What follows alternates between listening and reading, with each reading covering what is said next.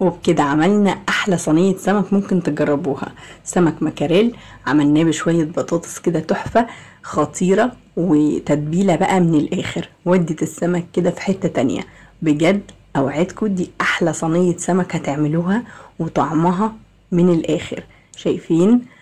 اول حاجة كده نقول بسم الله ونصلي على الرسول. ما تنسونيش في اللايك والاشتراك وشير كتير عشان الكل يستفاد. اول حاجه كده عندي حوالي كيلو وربع من السمك بالشكل ده، سمك مكاريل. نضفته كويس بالطريقه المعتاده بتاعتنا.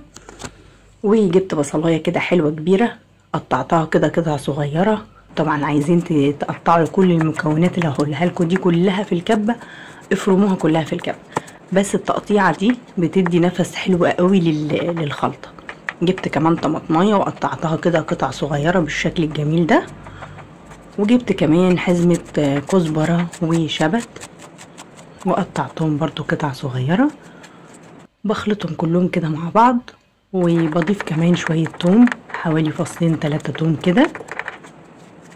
ونقطع بقى كده المكونات كلها كده مع بعض، وكمان قرن فلفل حار بقى بارد زي ما تحبوا. وهزود بس شوية كزبرة كده ناشفة، شوية فلفل اسود، شوية كمون. ونظبط بقى الملح بتاعنا عشان انا مش هحط ملح تاني، هو الكمية اللي انا حطيتها دي وكفاية قوي كده.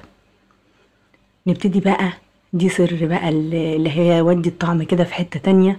نبتدي بقى نخلط كده المكونات كلها كده لحد ما ريحتها تطلع معانا. يعني اظن كده الريحة وصلت لكم. نجيب بقى السمك الجامد ده ونبتدي ان احنا نحشيه الحشوة الخطيرة اللي احنا عملناها دي. نعمل كل الكمية بنفس الطريقة. شايفين؟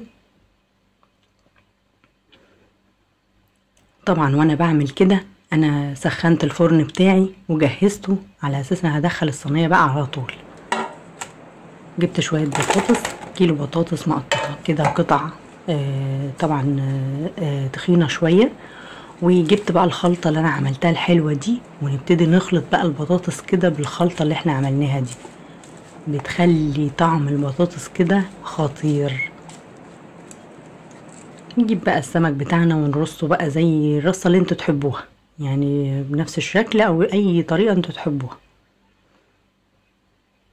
ونجيب بقى باقي الخلطة الحلوة بتاعتنا وننزلها على السمك. ما نسيبش فتفوتة من الخلطة اللي احنا عملناها دي خالص.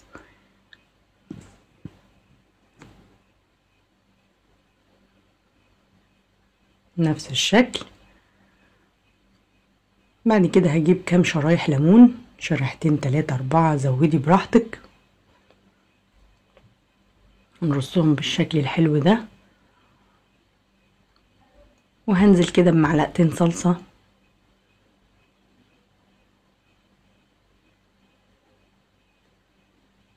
وكمان فنجان من الزيت. ده اخر حاجة بقى هنحطها عشان نظبط السمك بتاعنا. بعد كده دخل الجمال ده كله بقى الفرن. بعدها هتاكلوا احلى صينية سمك ممكن تجربوها. شايفين جمالها؟ يلا جربوها وقولوا لي رأيكم.